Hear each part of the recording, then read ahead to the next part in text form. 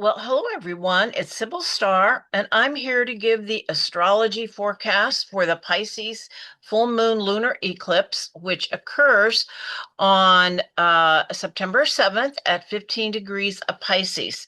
Now, this is a total lunar eclipse, and so it's what's called a blood moon lunar eclipse, and when the moon turns red. Because what happens is the moon has no light of her own, and during an eclipse, the in a lunar eclipse, the shadow of the Earth blocks the light of the sun that the moon normally reflects, and the moon turns dark. Okay, so this is the longest total lunar eclipse we've had since 2022. Totality will be visible from Australia, Asia, Africa, and Europe, but not in the US. Now, eclipses are known as harbingers of change, and lunar eclipses impact our personal life, our relationships, and our health. And often things come to light that have been hidden. And like any full moon, this impacts our emotional bodies as well as the waters of the world, animals, and even Mother Earth herself. I'm going to now share with you the chart of the actual eclipse. Okay.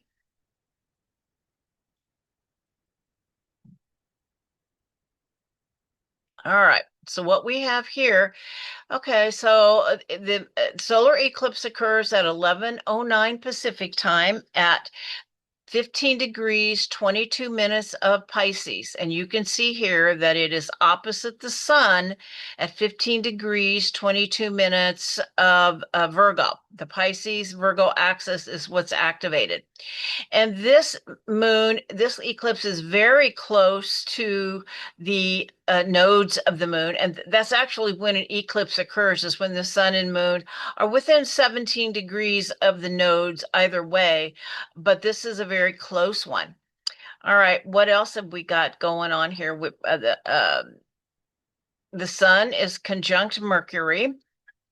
There's also a grand water trine. I would say a kite. First, a grand water trine with the moon and the north node in Pisces, trine Jupiter at 19 degrees of Cancer, trine black moon Lilith here at 18 degrees of Scorpio, and then we come back again. And then it makes an opposition here to the moon and the south node. So this would actually be what's called a kite. Now, Neptune, which is the ruler of this full moon, is at 1 degree of Aries, and it's still conjunct Saturn, but Saturn has moved back into Pisces, and Neptune is also retrograde and will move back into Pisces for a short time. And Neptune remains at the midpoint between the of the trine between Pluto in Aquarius and Uranus here and Sedna in Gemini. And so they're all like so it's at the midpoint here. Okay, 60 degrees, 60 degrees. Okay. And then we also have one other aspect that's significant, and that is we've got Eris and Chiron in Aries, which they've been traveling together, opposite Mars in Libra. All right, so let's unpack that and see what all of that actually means. Okay. All right, so okay, so first off, the north. This is what's called a north node eclipse because the eclipse occurs on the north node, which and the north node is about personal growth and new beginning. And this eclipse will most strongly impact the mutable signs of Pisces, Virgo, Gemini, and Sagittarius from about 12 to 19 degrees. And like I said, there's also a grand water trine present. So it will also impact the other water signs of Cancer and Scorpio, but with a more flowing energy. Okay. So the Pisces moon, what is the archetype of Pisces? So Pisces is the mystic. Just the sign Pisces walks in two realms. It's the land of fairy. It's the world of make believe, and it really opens the doors to other dimensions. Pisces is about imagination and creativity. Um, our emotions are likely to be sensitive under this Pisces full moon as we navigate its watery energy. And like I said, there's a lot of water because we've got all three water signs. We've got a Grand Trine. And, I once heard someone who had a dream of a tsunami and how the tsunami came in and they were able to actually ride the waves of the tsunami. And I would say that may be what this feels like as well with all of this water. It's how it's riding the wave of emotion. Know that emotion is going to be there. Water is so connected to feeling. And we need to be gentle with ourselves and make time to go within. We must honor any sensitivities that come up without allowing ourselves to be pulled down too much. Okay. We may be very sensitive to the energies of the collective. So it's important to recognize what is yours and what is not, because we could all be an emotional psychic sponge, but if you have lots of water in your chart, just really be aware this may be a very emotional full moon eclipse, lunar eclipse. And it's really important to be able to discern what is yours and what is not. Okay.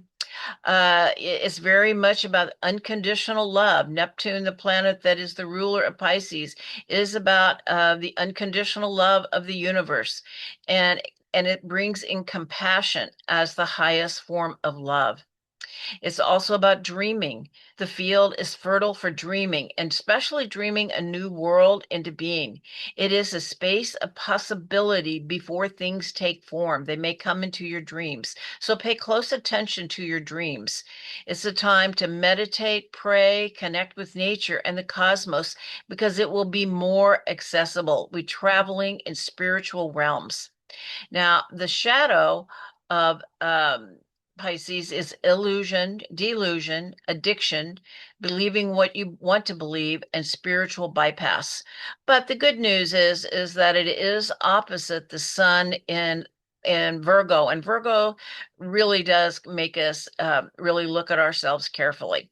But anyway, just to continue with the Pisces full moon lunar eclipse, it is conjunct the North Node, as we talked about. And so this could be called a cosmic gateway eclipse because it aligns so closely to the North Node.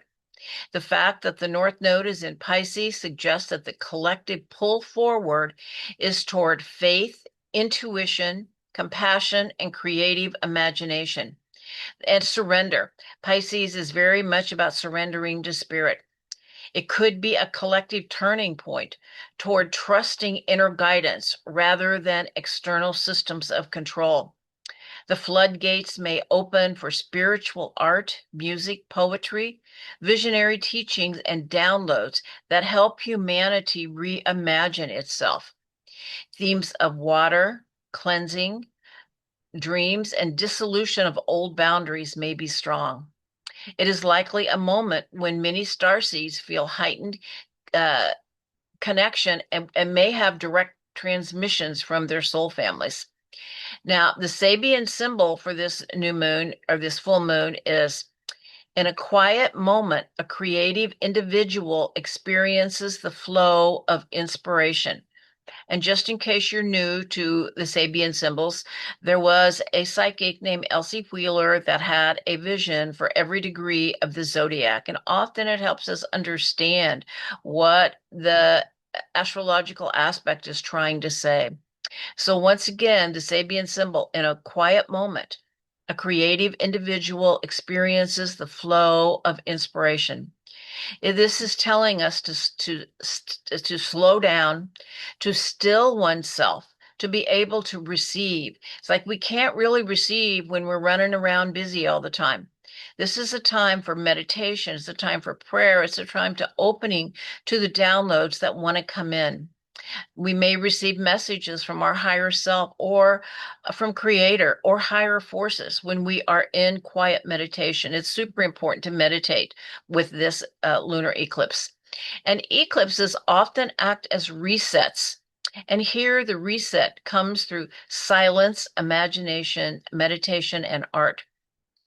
This symbol aligns with the fifth dimensional resonance of love, creativity, and unity consciousness, and they are accessed when we soften the edges and listen deeply. All right. So, as I talked about too, there is a grand water trine, and water is so much about flow.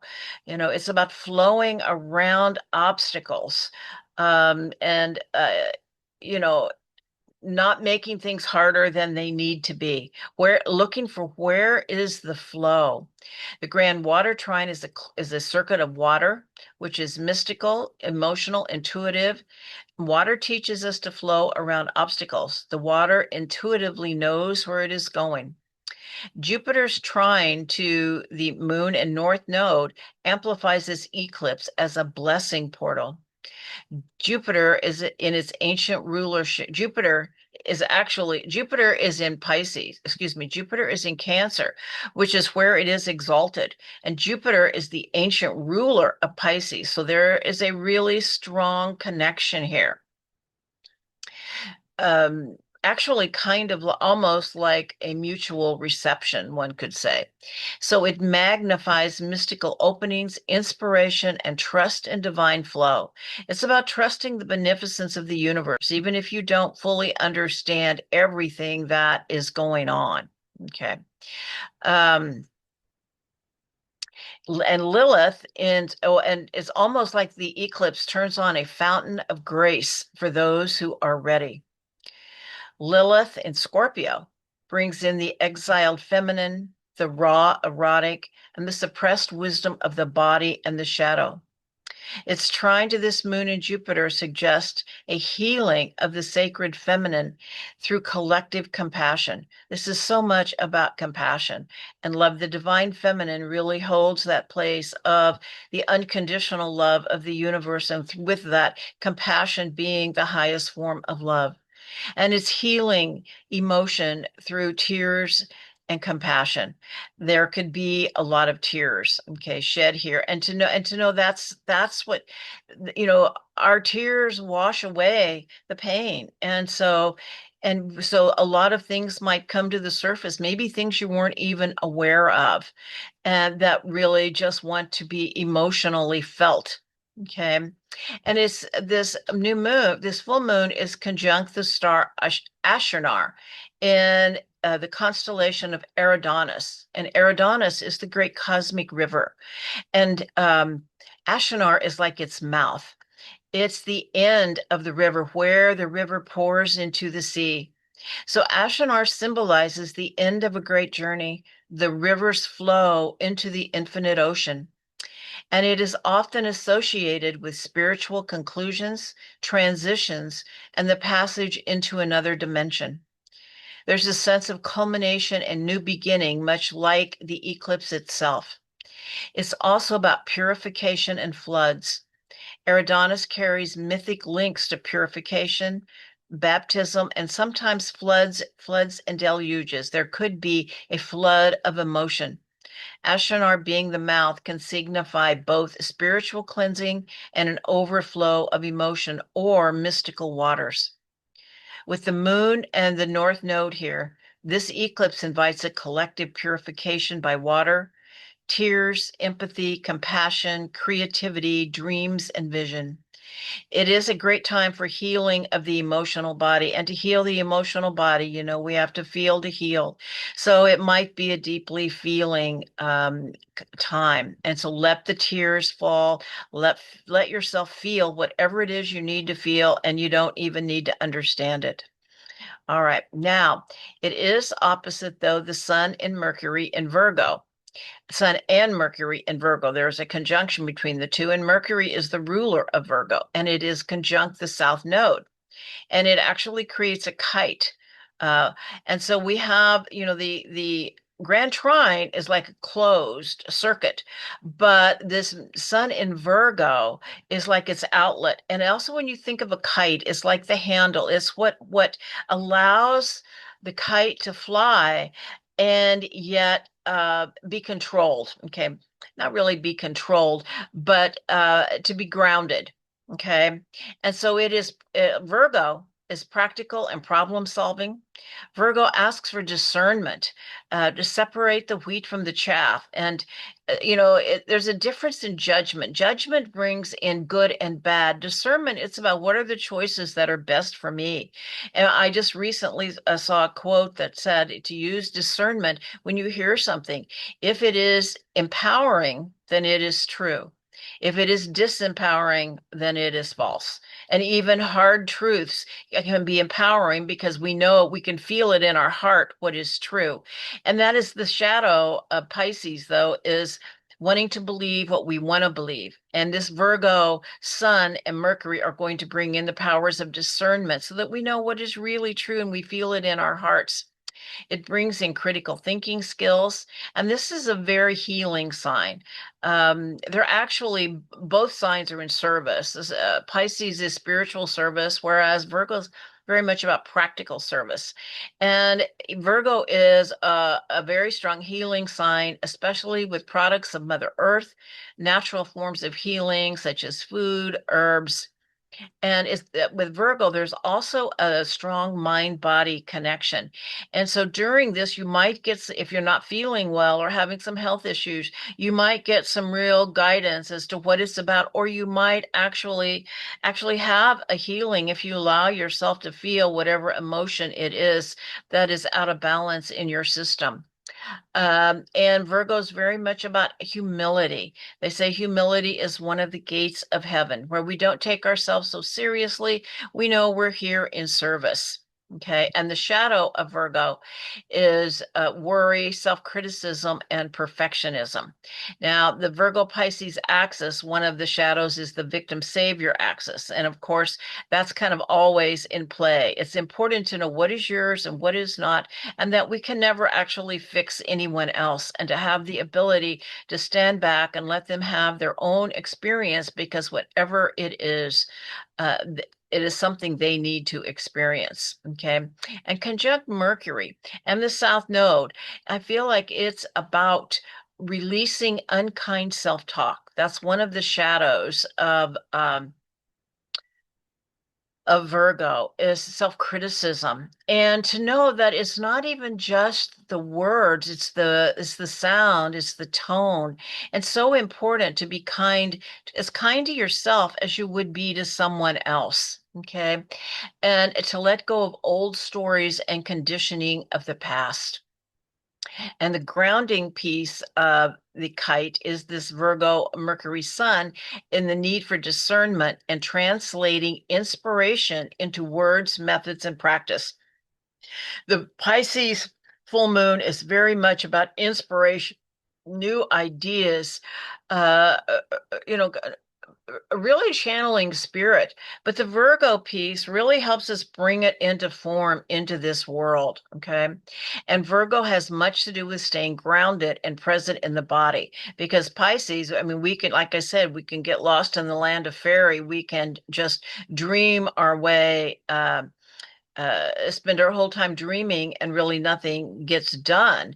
But when we're grounded and in the body, then things take then they can put into a practical form. But one of the most important things I feel is care of the body. Virgo is, many healers have Virgo really strongly, and this is a time I said for healing. And especially the emotional body, but because we have so much, increased lights and frequencies coming in, and the goal is to be able to hold these light frequencies that are coming in. And someone asked me lately, she said, or recently, she said, why are so many people on the spiritual path having health issues right now?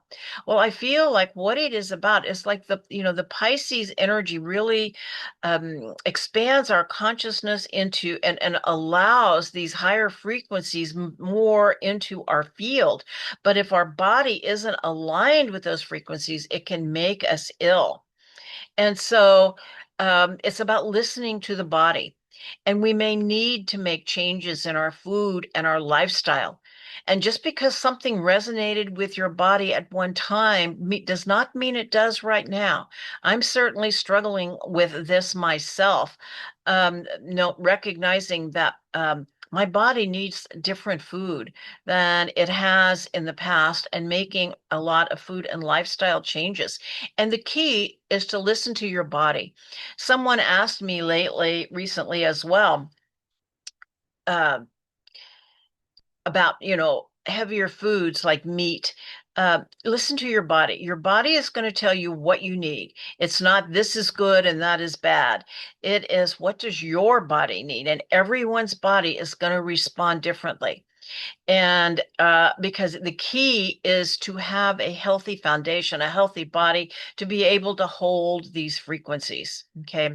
Because at this time, we really are walking in two worlds. We know it, like I've said before, it's like a 220 frequency is coming in and we're operating on a 110.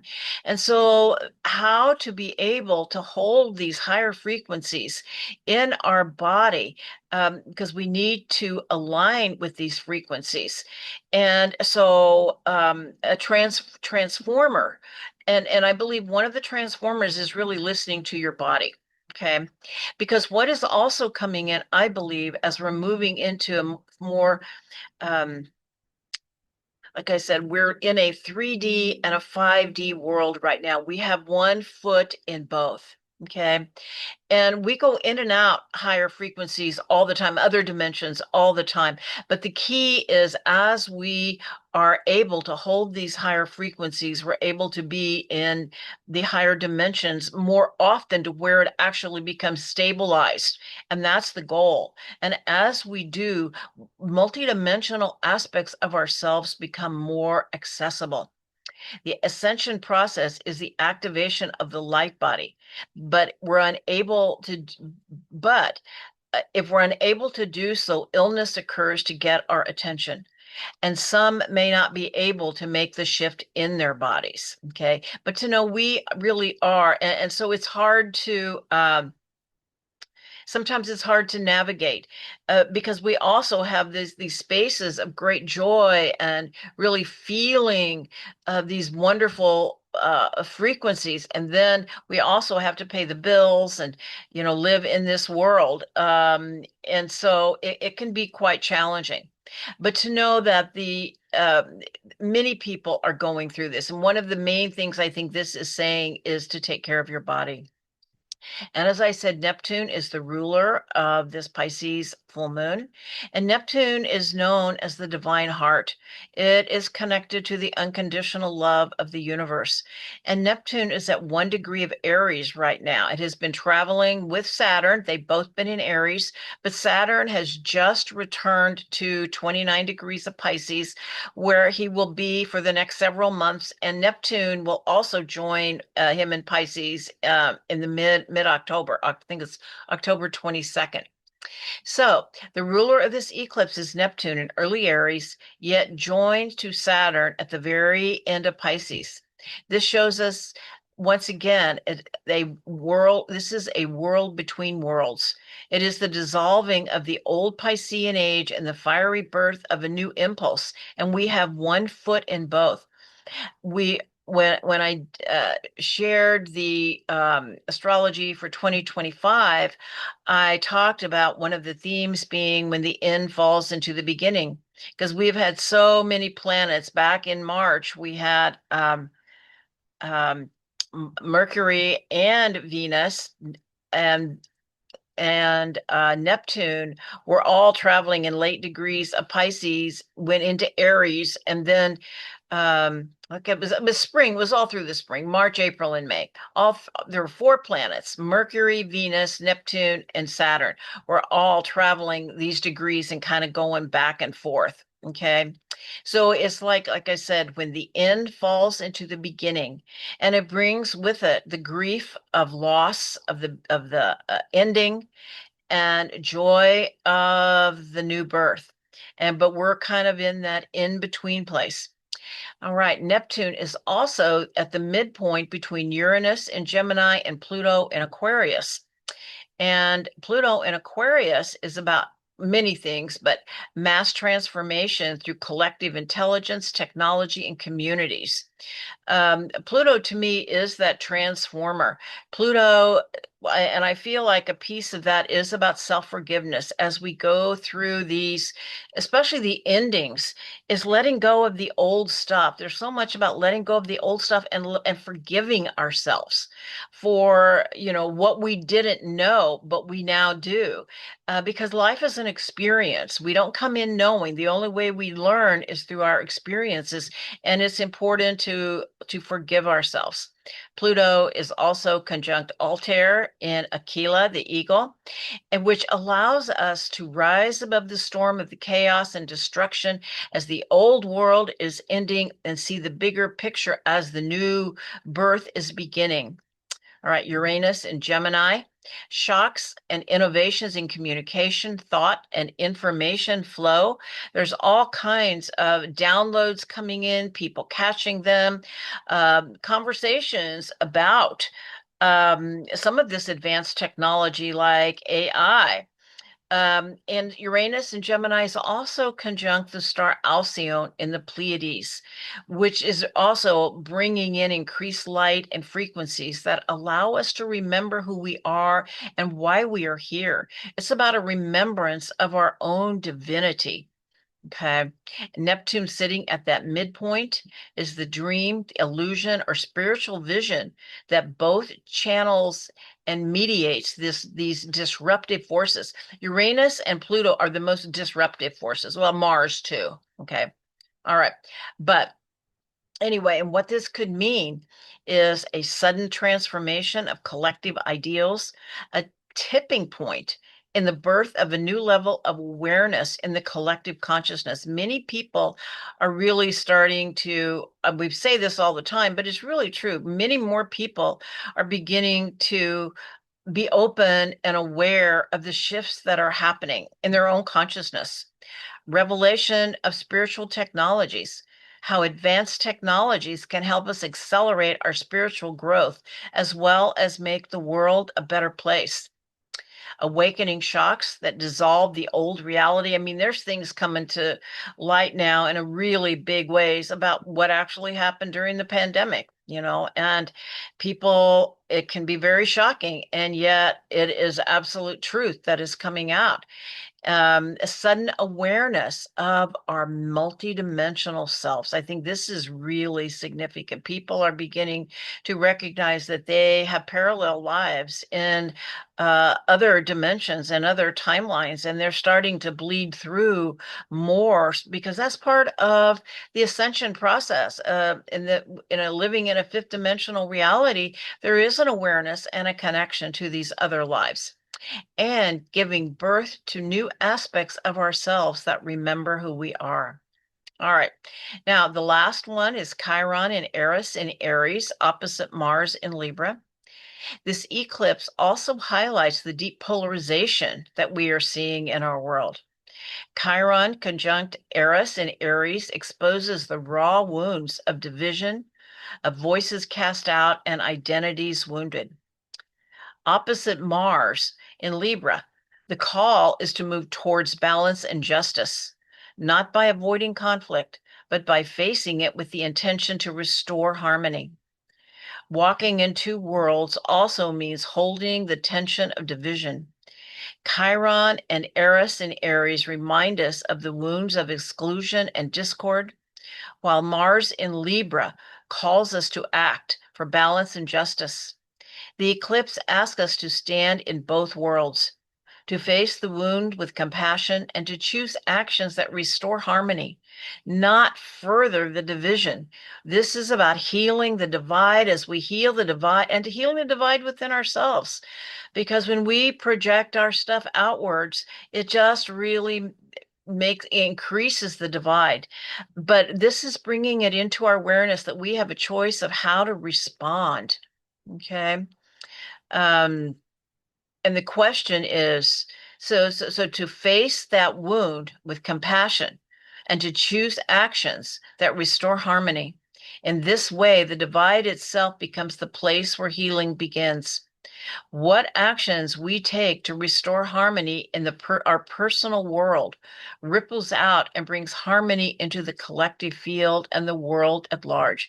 Know that everything begins locally.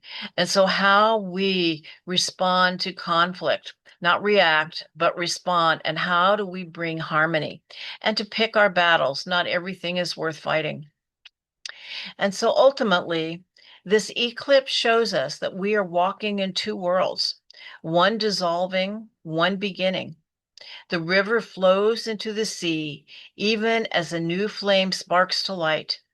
Our task is to be the bridge, to honor the ending, receive the inspiration, and carry it forward into the new world now being born. All right. So blessings and namaste to all. And if you would like a reading, all of my information is in the description box. And if you like this video, please check like and subscribe. All right. Many blessings to all.